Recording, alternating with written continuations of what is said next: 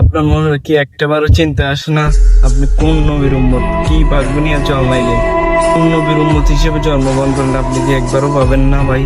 এই দুনিয়াকে এই জন্য আসছেন, খার উসলে আসছেন। হায় ভাই, আজকে ভুলে গেলেন যে নবী কিনা আমাদের জন্য 23টা বছর ক্ষুধার জ্বালায় সিদ্ধান্ত ছিলেন, যিনি ক্ষুধার জ্বালায় পেটে পাথর বেঁধেছেন। আর সেই নবীর উম্মতই আমরা নবীর হুকুমগুলো পালন করি না, তরিকা মেনে চলি না। কি মুসলমান, কি জবাব হয় কাল হাসর ময়দানে?